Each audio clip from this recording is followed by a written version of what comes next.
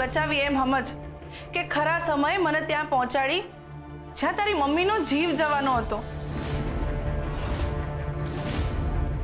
હા, શું બોલો છો તમે?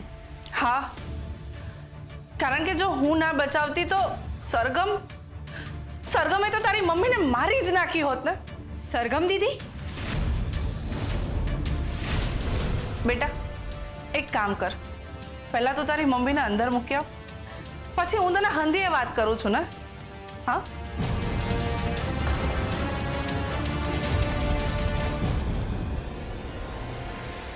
ઠીક છે. માં, તું આરામ કર, ત્યાં રૂમ છે. જા, હું આવું છું. હા, પણ તું મને છોડીને ના જતી. ના માં, હું અહીંયા જ છું.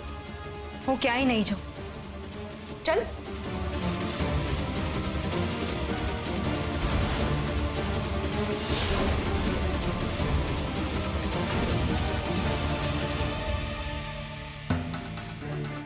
બોલો હવે, તમે શું કહેતા હતા? બેટા, એ દિવસે સરગમ તારી મમ્મીને લઈને જતી હતી અને વરસાદ ઘણો હતો અને સરગમે તારી મમ્મીને પાણીમાં ધક્કો મારી દીધો.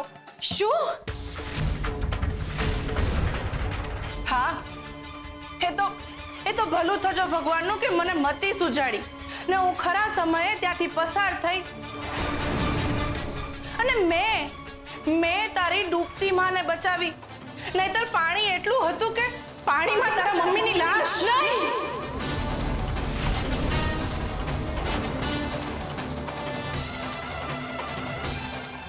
બેટા, આ ઝવેરીઓ સાવ અવાજ છે.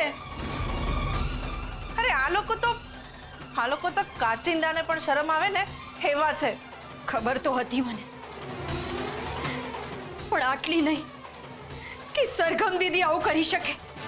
હકીકતમાં સૌથી વધારે સ્વાર્થી છે આ સરગમ. સરગમ દીદી, હા, તમે સારું નથી કર્યું. તમે મને હાનિ પહોંચાડીને એ હું એકવાર ભૂલી પણ જાઉં, પણ તમે મારી માં સાથે જે કર્યું છે એ હું મારી જિંદગીના છેલ્લા શ્વાસ સુધી નહીં ભૂલી શકું. એ માત્ર ને માત્ર પોતાનો જ વિચારે છે, પછી ભલે ને કોઈ મરી જ કેમ ન જાય.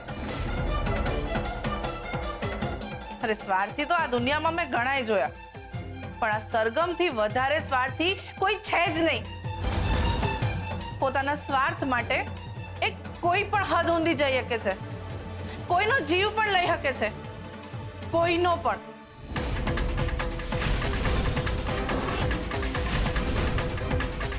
તમે કોને બચાવવા માંગો છો, બાળકને કે રૂપને? બોલો જલ્દી. બાળકને બચાવો. રૂપ અયાનને સાચવી લેશે. એ એના માટે એકદમ યોગ્ય વ્યક્તિ છે. જો અયાન અને રૂપના લગ્ન થઈ જશે ને તો અયાનનું જીવન બની જશે. એ વાત મારાથી વધારે કોણ જાણી શકે? પણ જ્યારે પોતાની સ્વાર્થની આગના ધુમાડાના વાદળ પોતાના પર જ વરસશે ને ત્યારે જોવા જેવી થશે. ત્યારે સમજાશે કે દુઃખ કોને કહેવાય અને પોતાનું કોઈ દૂર થાય તો કેવું થાય. સારું થયું કે એમની પાસેથી મોટી બા દૂર થઈ ગયા. હવે એમને સમજાશે. બેટા, હું તે જ વિચારું છું કે આ માણસ પ્રત્યે આટલો જ ગુસ્સો હોય તો પછી સામેથી વાર કેમ નથી કરતો? આમ પાછળથી. જે સામેથી વાર કરે એને પહોંચી વળાય, પણ તમે તો પાછળથી ઘા કર્યો છે, અને એ પણ સીધો દિલ પર. તમે મારા દિમાગને શૂન્ય બનાવી દીધું છે, અને શૂન્યતામાં જ્યારે વાવાઝોડું આવે ત્યારે સારાના ઘર અને અસ્તિત્વ નાબૂદ થઈ જાય છે. હવે તમે જે કર્યું છે એ જ હું કરીશ.